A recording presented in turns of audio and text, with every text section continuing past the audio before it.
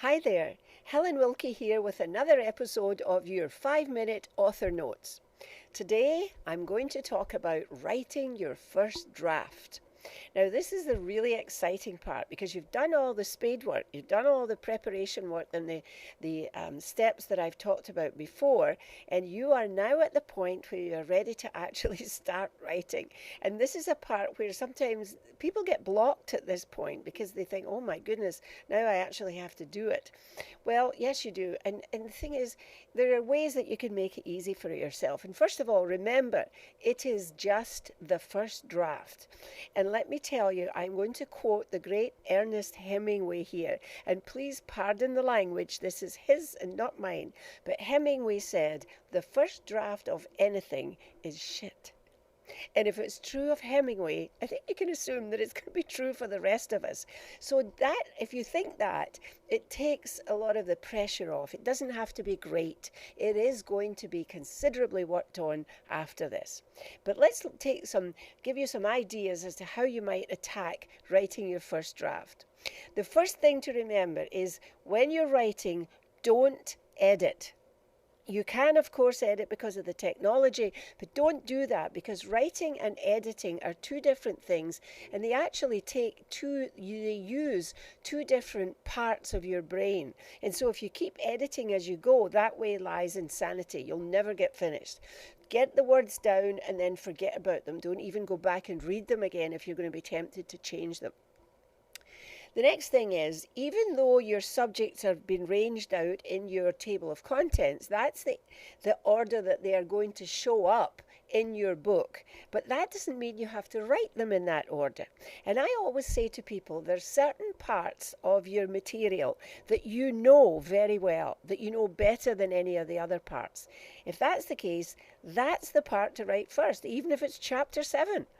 Write that part first, because once you start on that and you get that chapter done, it'll sort of grease the wheels and help you to go and do the other more difficult chapters. Now, I don't know how much time you're going to devote to writing your book. You know that. And I know that some of the folks that are watching have full-time jobs and you can't write full-time. You can't write all the time. But you need to decide how much time. Now, if it's going to be an hour a day or half an hour a day, whatever it is that you think that you can safely manage, I recommend that you set a specific time during the day to do that. And make sure that you go to a different place usually. Maybe it's a different room in your house. For me, I quite often write in a cafe because it takes me away from my usual ambience and it helps me to write because I know that that is what I'm there for. So go to your writing place and actually start writing and set a timer for whatever amount of time you've allowed yourself. And even if it's only 15 minutes or half an hour, write for that amount of time and then stop. And when you're following what's in your table of contents, you'll be surprised at how it actually starts to add up. And if you're using, I like to use Scrivener for writing my books, but you can also use Microsoft Word. And I recommend that you switch on the tool that lets you count the words so you can see your progress as you go along, how many words you've written in each session. And then once you've been doing this for a few days and you realize how much you actually get written in a certain amount of time, from that you can figure out how long it's going to take you to write each chapter. And then from there, how long it's going to take you to write the first draft of the entire book. And after that, that becomes your target. And as you work your way through your half hour or your 1 hour or your half a day, whatever you can manage every day or every week, you can see your progress towards whether you're going to hit your word target or not. Most professional authors, even especially novelists, actually have word targets for every day. And they don't stop till they've written a certain number of words. That may not work for you. I think especially for new writers and especially for non-fiction, the word count isn't as important as covering the material.